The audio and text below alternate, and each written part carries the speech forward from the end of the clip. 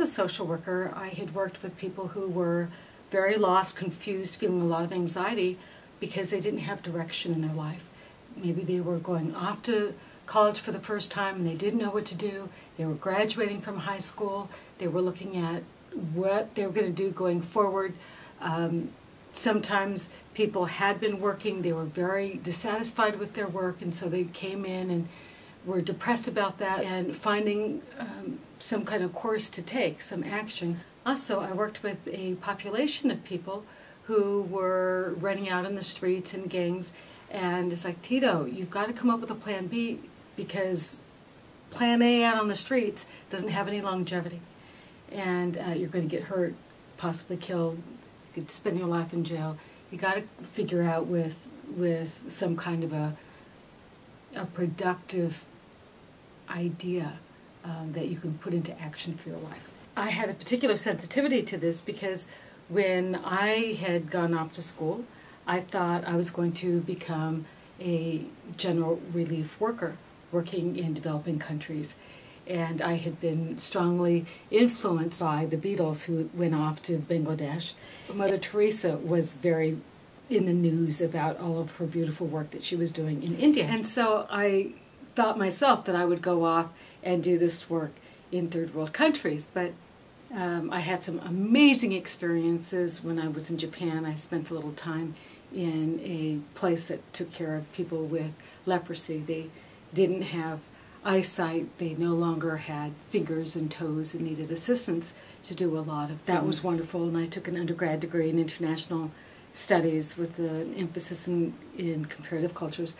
And then after graduation, I participated in another program that was a wonderful program that had a lot of students, both mostly high school students, but also college students, that went off and did volunteer work in Central and South America. And so the program that I participated in went to Honduras, and we fitted people with glasses so they could see their grandchildren's faces and work on their sewing or embroidering or pick beans. And if you can't see the coffee bean, you can't work on the coffee plantation picking beans. So this was really satisfying, wonderful work. And during that time, however, I had two unfortunate experiences, and one of them was we had been in an area that was close to Nicaragua, and we hadn't understood at the time that there was the Iran-Contra affair going on, and the Nicaraguan government wasn't very pleased with the American government because of these things that many of us in America hadn't known about. We had been told, don't stay in this one area. Because it had rained all day, these torrential rains, the road that we came up was completely washed out. Now it was like this rushing river. And so we had to stay the night. All of a sudden, it sounded as though there was this earthquake. We could hear this rumbling, rumbling, rumbling. And men on horseback came and they charged to the place where we were staying. It had a concrete floor, and it had chain link fence going all around the perimeter of that.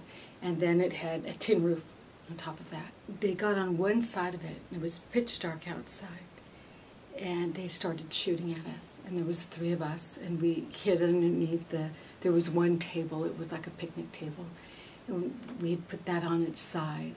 And one of my partners and I, there was three of us, we took one of the benches and we jammed the door, so there was only one door, so the door couldn't be opened.